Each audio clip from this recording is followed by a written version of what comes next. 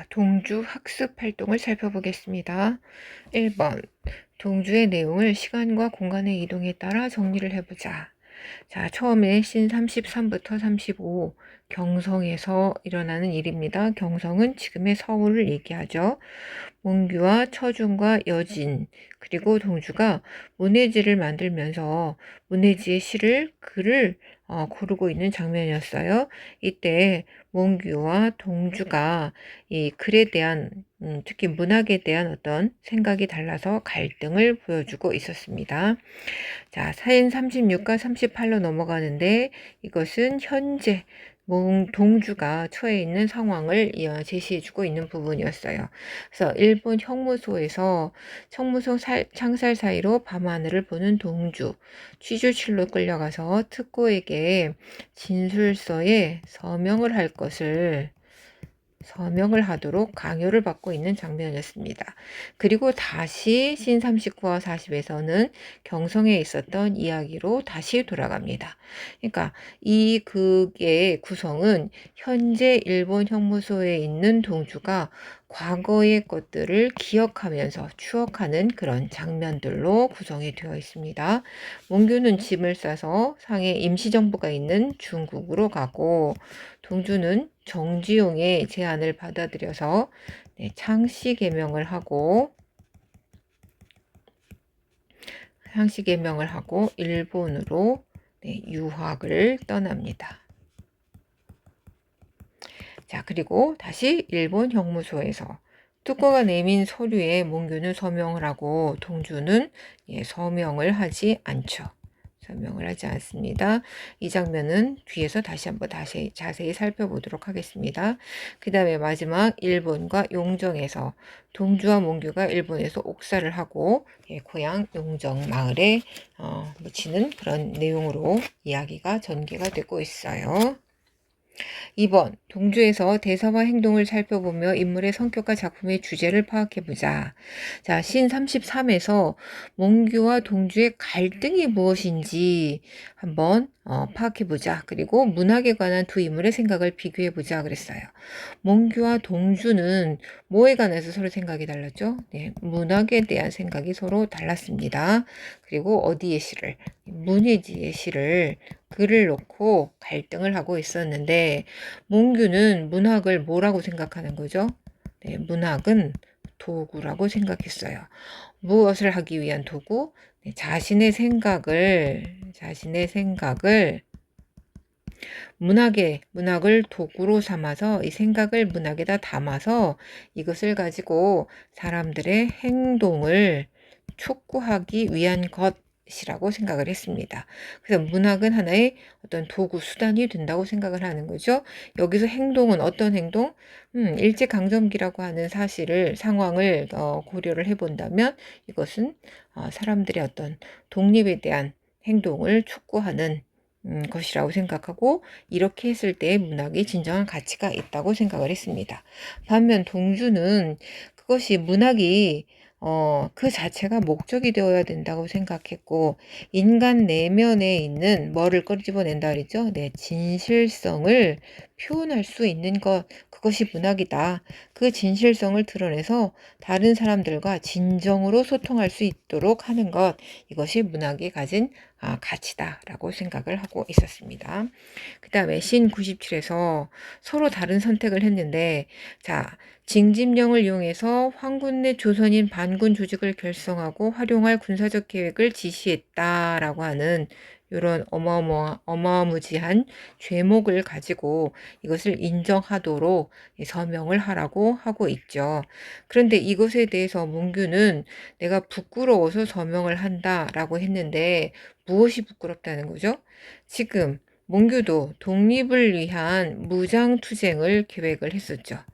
독립을 위한 무장투쟁을 계획을 했지만 나는 여기에 쓰여 있는 것처럼 진술서에 쓰여 있는 것처럼 실천하지 못했다. 그런데 다시금 생각해봐도 이것을 내가 실제로 했어야만 하는 일이다.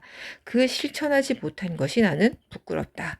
그러니 그러니 여기에 쓰여 있는 이것이 사실이면 좋겠다라는 생각으로 사인을 하겠다, 서명을 하겠다라고 한 것이고, 동주는 내가 이러한 세상에 태어나서 시를 쓰기를 바라고, 그리고 앞장서지도 못하고 따라 나타나기만 한 것도 부끄럽고, 시인이 되기를 원했던 것, 이런 것이 모두 부끄럽다고 이야기를 했어요.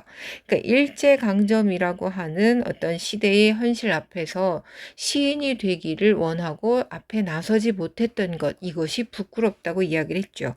그런데 서명을 못하겠다고 하는 것은 부끄럽기 때문에, 즉 자신의 양심에 거리끼는 행동을 할 수 없기 때문에, 네, 양심을 지키는 삶을 선택하느라고 서명을 하지 않는다라고 얘기를 했습니다.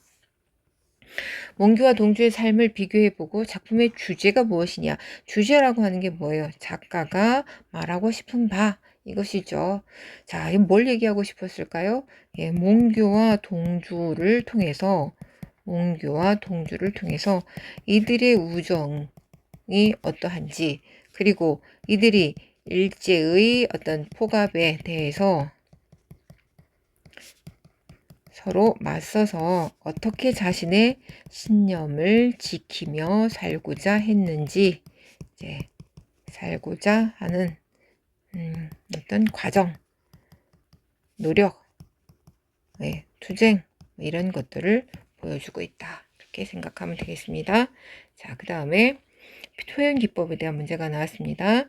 자, 여기에서는 시를 나레이션으로 삽입한 효과에 대해서 이야기를 하고 있는데, 자, 시가 나레이션으로 들어갔던 장면들을 생각해 보면 그 장면의 분위기와 시의 내용이 절묘하게 관련이 되어 있다는 것을 알 수가 있죠.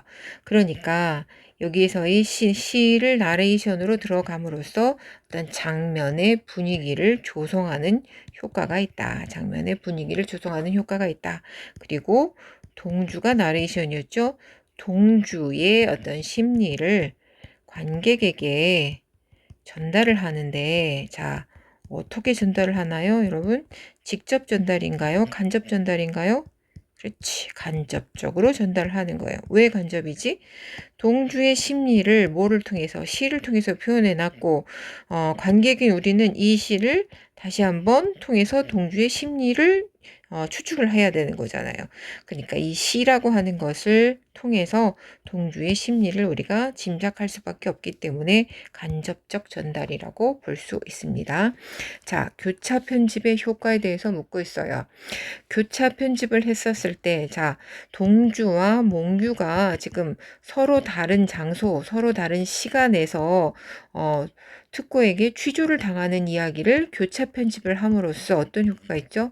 굉장히 긴장감을 있게 표현을 하고 있고, 관객은 여기에 깊이 몰입되어 들어가는 효과가 있습니다.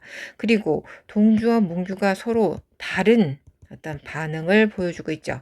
서로 다른 반응과 태도를 보여주고 있는데, 우리는 이 반응과 태도를 동시에 파악할 수 있다. 동시에 파악하는 효과가 있다. 그리고 여기서 특고가 동주와 몽규에게 서명을 강요하는 그 행위를 통해서 특고가 대표하는 일본 제국주의의 어떤 제국주의의 위선, 거짓말이잖아요. 뭐 사실이 아닌 진술서를 가지고 서명을 강요하고 있었고, 네, 그리고 그것이 굉장히 강요를 하는 어떤 폭력성, 이것을 비판적으로 제시하고 있다라고 하는 것도 볼 수 있습니다. 그리고 더불어 몽규와 동주가 얼마만큼 자신의 신념과 양심을 지키기 위해서 노력을 하였는지 그 과정도 살펴볼 수가 있습니다. 자, 마지막으로 내가 영화 감독이라면 어느 장면을 어떤 표현 기법을 촬영할 것이냐라고 했는데, 여기에서 일단 오버랩이라는 것이 나왔고, 그 앞에서 나왔었던 기법들이 있었죠. 펜다운 했던 기법들 생각나나요? 언제 이런 기법들을 사용하고 있는지, 클로즈업 기법도 나와 있었죠. 인서트도 아마 나와 있었습니다. 각각의 것들이 어떠한 효과를 나타내고 있는 것인지, 네, 이런 것들을 생각하면서 요거는 강조할 때 들어가는구나. 요거는 화면을 위에서 아래로 쭉 내려올 때 쓰는 거구나. 인서트는 어떤 글자나 장면을 끼워 넣을 때 쓰는 거구나.